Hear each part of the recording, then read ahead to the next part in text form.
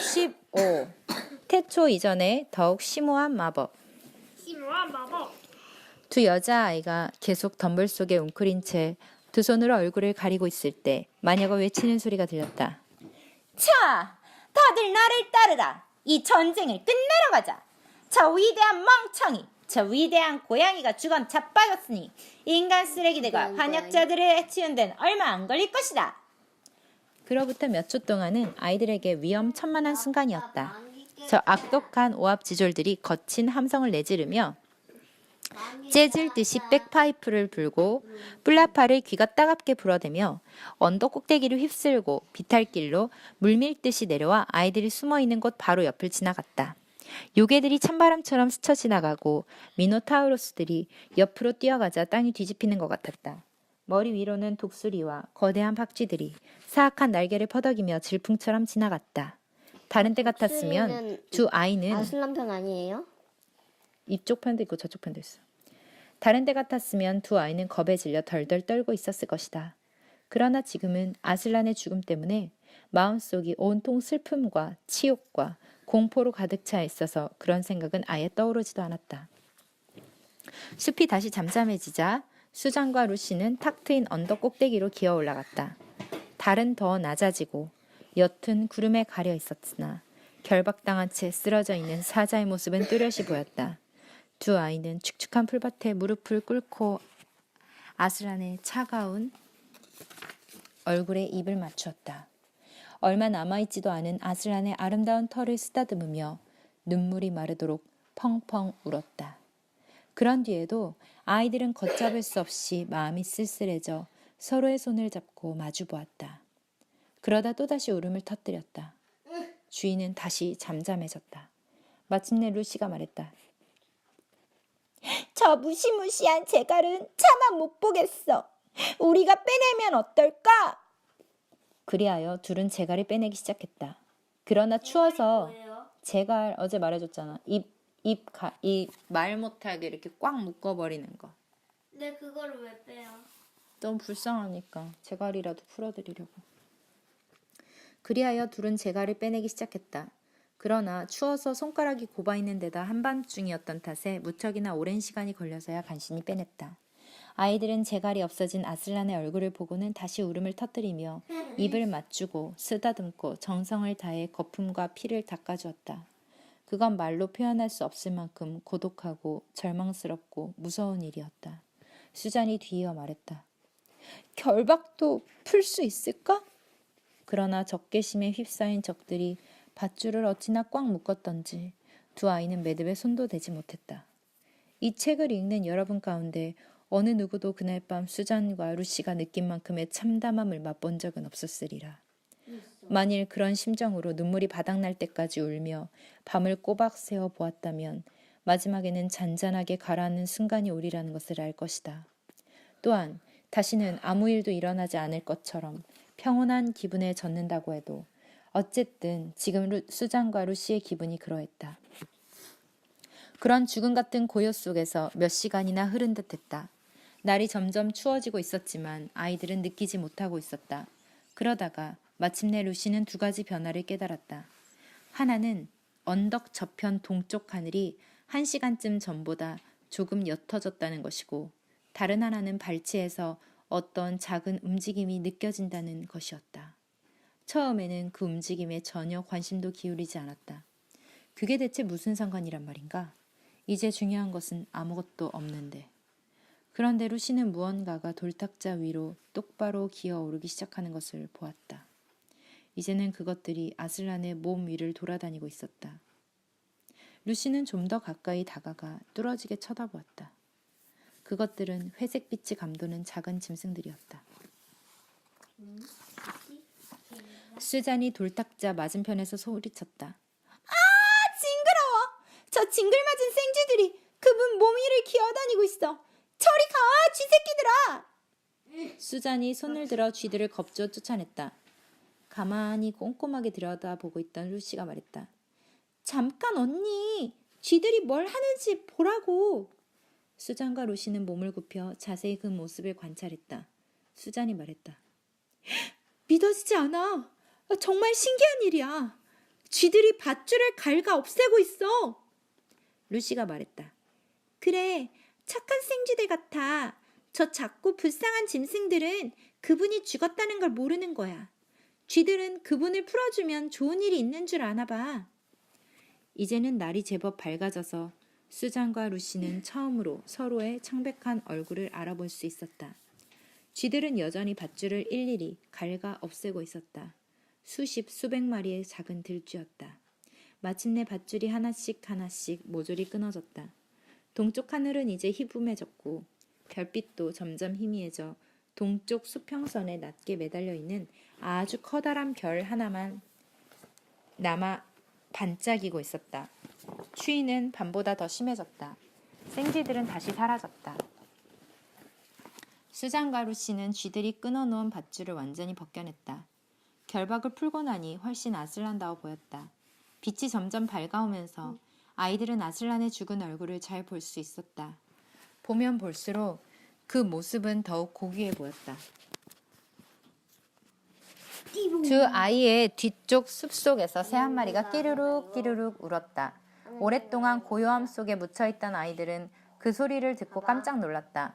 다른 새가 그 소리에 응답했다. 곧 사방이 새들의 울음소리로 가득 찼다. 이제는 깊은 밤이 아니라 이른 아침인 것이 분명했다. 루시가 말했다. 너무 추워. 나도 그래. 좀 걷자. 둘은 언덕 동쪽 가장자리로 걸어가서 아래를 내려다보았다. 그 커다란 별이 거의 빛을 잃어가고 있었다. 온 나라가 짙은 잿빛에 휩싸여 있었지만 그 너머로 저 멀리 어슴푸레한 바다가 눈에 들어왔다. 하늘은 붉게 물들어가기 시작했다. 아이들은 차갑게 얼어붙은 몸을 녹이려고 죽은 아슬란과 동쪽 끄트머리 사이를 수도 없이 왔다 갔다 했다. 그랬더니 다리가 얼마나 아프고 피곤했는지. 마침내 아이들은 잠시 서서 바다와 케어페라벨 성, 이제는 그 성을 알아볼 수 있었다. 그쪽을 바라보았다. 하늘과 바다가 만나는 곳에서 붉은 기운이 황금빛으로 변하더니 해가 아주 조금씩 얼굴을 내밀고 올라왔다. 그 순간 아이들의 등 뒤에서 커다란 소리가 들려왔다. 마치 거인이 거대한 자기 접시를 깨뜨릴 때 나는 소리처럼 귀가 먹먹해질 정도로 요란한 소리였다. 루시가 수잔의 팔을 와락 잡으며 말했다. 뭐지? 수잔이 말했다. 무서워서 못 돌아보겠어. 무시무시한 일일 거야. 왜요? 저들이 그분한테 무슨 몹쓸 짓을 하고 있는 거야. 왜요? 가보자. 루시가 수잔을 잡아당기며 몸을 돌렸다. 아니 왜요? 막 떠오르는 해 아니야, 때문에 사랑하잖아. 주위가 영 딴판으로 보였다. 세상의 모든 색깔과 그림자가 달라져서 아이들은 그 순간 중요한 것을 미처 보지 못했다가 잠시 후에야 깨달았다. 돌탁자가 쩍 갈라져 두 동강이 나 있었던 것이다. 게다가 이거 아슬란까지 아슬란 그곳에 살아있어. 없었다. 두 여자아이는 돌탁자로 뛰어가면서 아슬란 울부짖었다. 루시가 흐느끼며 말했다. 너무해. 혹시 몸은 두고 갔을지도 몰라. 수잔이 소리를 질렀다. 누가 이랬지? 어떻게 된 거야? 마법이라도 부린 거야? 그때 등 뒤에서 커다란 목소리가 들렸다. 그렇다. 더 큰 마법이란다. 아이들은 동시에 뒤를 돌아보았다. 거기에는 아침 노을 속에서 전보다 더 거대한 모습으로 갈기, 다시 자라난 게 분명했다. 갈기를 흔들고 있는 아슬란이 서 있었다. 아이들은 둘 다 기쁨과 놀라움을 감추지 못한 채 아슬란을 뚫어지게 바라보면서 소리쳤다. 아슬란님! 루시가 말했다. 아슬란님, 그때 돌아가신 게 아니었나요? 아슬란이 말했다. 지금은 아니다. 수잔이 떨리는 목소리로 물었다. 그럼 혹시? 수잔은 유령이라는 말을 차마 입 밖에 낼 수가 없었다. 아슬란은 황금빛 머리를 숙여 수잔의 이마를 핥아주었다. 아슬란의 따뜻한 숨결과 털 주위에 밴 듯한 강한 채취가 수잔에게 확 끼쳐왔다. 아슬란이 말했다. 그렇게 보이느냐? 루시가 소리쳤다. 진짜군요. 진짜예요. 아슬란님. 두 아이는 아슬란에게 매달려 마구 키스를 퍼부었다. 수잔은 마음이 좀 가라앉아 다시 물었다. 그런데 이게 다 어떻게 된 일이에요? 아슬란이 말했다. 마녀는 심오한 마법을 알긴 하지만 그보다 더 심오한 마법이 있다는 것은 모르고 있지. 마녀는 태초 이유에 대해서만 알고 있을 뿐이다. 하지만 마녀가 태초 이전에 고요와 어둠이 존재하던 때를 조금이라도 더 내다볼 수 있었다면 다른 마법이 있다는 것도 알았을 게다. 결백한 자가 반역자의 죄를 대신하여 스스로 목숨을 바치면 돌탁자는 깨지고 죽음 그 자체가 다시 원상태로 돌아간다는 것이지. 이제 루시가 펄쩍 뛰어오르면서 손뼉을 쳤다. 어머, 그랬군요. 그럼 이젠? 어머, 사자가 말했다. 얘들아, 내 힘이 다시 돌아오는 게 느껴지는구나. 나를 한번 잡아보거라. 아슬라는 순식간에 눈을 밝게 빛내며 사지를 부르르 떨면서 꼬리로 자기 몸을 쳐댔다. 그러더니 아이들 머리 위로 높이 뛰어올라 돌탁자 맞은편에 내려섰다. 루시는 깔깔거리면서 자기도 모르게 아슬란에게 다가가려고 돌탁자 위를 기어 올랐다. 아슬란은 다시 펄쩍 뛰었다. 그리하여 아주 신나는 술래잡기가 시작되었다. 아슬란은 아이들 손이 닿지 않을 정도로 언덕 꼭대기를 빙빙 돌기도 하고 그런 것 같다. 잘하면 꼬리를 잡을 수 있을 만큼 아이들 사이로 가깝게 뛰어들기도 했다. 그런가 하면 놀랄 만큼 부드럽고 거대한 앞발로 아이들을 공중 높이 던져 올렸다가 다시 받아 안기도 했다. 그러다가 갑자기 동작을 멈췄다. 이제 아슬란과 루시와 수자는 행복한 웃음을 터뜨리며 함께 털과 팔과 다리를 포개고 뒹굴었다. 나니아가 아닌 곳에서는 어느 누구보다 맛볼 수 없는 장난이었다. 천둥 번개와 함께 노는 기분이었다고나 할까? 새끼 고양이와 노는 기분이었다고나 할까? 루시는 도무지 판단이 서질 않았다. 마침내 3명 모두 햇빛 속에서 숨을 몰아쉬며 드러누웠다. 신기하게도 수잔과 루시는 전혀 피곤해하거나 배고프거나 목마르지 않았다. 이내 아슬란이 입을 열었다. 이젠 일을 해야겠구나. 한번 포효하고 싶구나. 너희들은 귀를 막는 게 좋을성 싶다. 여자애들은 그 말에 따랐다. 아슬란이 일어나 입을 쩍 벌리고 포효하기 시작했다. 아이들은 아슬란의 얼굴이 너무 무섭게 보여 감히 쳐다보지도 못했다. 아슬란 앞에 서 있는 나무들이 마치 바람 앞에 휘어지는 초원의 풀처럼 포효와 함께 튀어나온 입김을 받아 휘청거렸다. 그때 아슬란이 말했다. 갈 길이 멀다. 내 등에 타거라. 아슬란이 웅크리자 아이들은 따뜻한 황금빛 등에 올라탔다. 수잔이 앞에 앉아 갈기를 꽉 붙들고 루시는 그 뒤에서 수잔을 꼭 잡았다. 아슬란은 아이들을 태우고 일어나자마자 어떤 말에게도 뒤지지 않을 만큼 빠르게 우거진 숲을 향해 내달렸다. 아마 그때의 질주는 아이들이 나니아에서 경험한 가장 멋진 일이었을 것이다. 여러분은 말을 타고 전속력으로 달려본 적이 있는가? 그 상황을 생각해보라.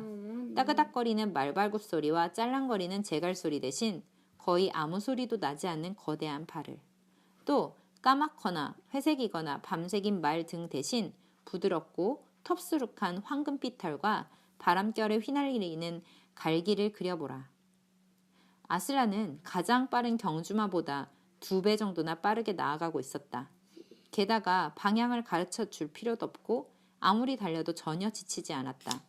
아슬란은 발을 헛디디는 일 없이 머뭇거리는 법 없이 완벽한 기술로 나무 줄기 사이를 뚫고 지나가 덤불과 들장미와 작은 시내는 훌쩍 뛰어넘고 좀 더 넓은 시내는 첨벙첨벙 걸어서 건너며 가장 큰 시내는 헤엄쳐 나아갔다. 이렇게 계속 쉬지 않고 돌진했다. 여러분은 지금 그들과 함께 도로나 공원이나 언덕이 아닌 바로 나니아를 가로지르는 중이다.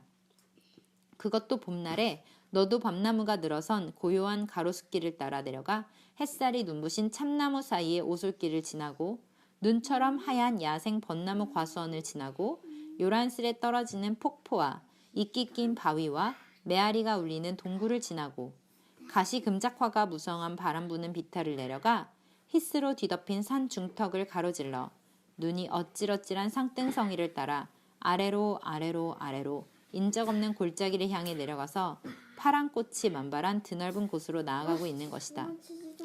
정오쯤 그들은 성이 있는 가파른 언덕 기슭을 내려다보고 있었다.